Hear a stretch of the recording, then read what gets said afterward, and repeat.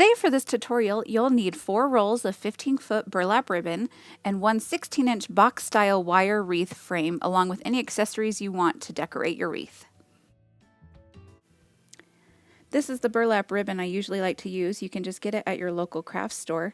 I unravel the whole thing and I fold the end into thirds. I then take the ribbon and I start at the outermost wire and I weave it up and down through the wire rungs of the wire wreath frame. You only need a little small overhang because that will tuck into a loop later on. Then take the other end of your ribbon and do the same thing, but weaving it the opposite direction you originally started, and pull it through. You'll have a nice loop at the end, and you can choose the size depending on your liking, whether you like them a bigger, looser, or a little bit smaller and tighter. Then you'll take your end again and you'll go to the next rung and you'll push it down through to make your next loop.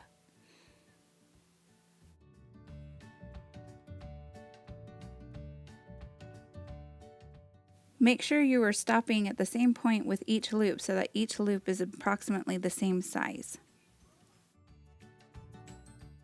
When you get to the inside of your wire wreath, you're going to loop it around that last wire and weave it back towards the outside of your wire wreath, going the opposite direction that you did the weave before it.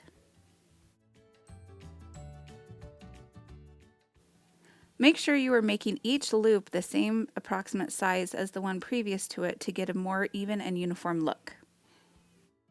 Don't be afraid to go back through previous loops to fluff them up or readjust their sizing. As you start each new section for weaving, make sure you are pushing your previously made loops towards the furthest end that you started at so that you can get as many loops in each box on the frame. Making this wreath is mostly just weaving and pulling and adjusting the loops as you go. Sometimes if your burlap isn't pulling through very easily, you just need to go back and straighten it out. You can do more than one weave at a time, just make sure not to do more than one section at a time, as this will tangle your burlap and make your loops harder to fluff. One roll of burlap ribbon usually takes up 2 spaces or sections on your wire wreath frame. I will show you how to end a roll and to tuck it in behind a loop later in this video.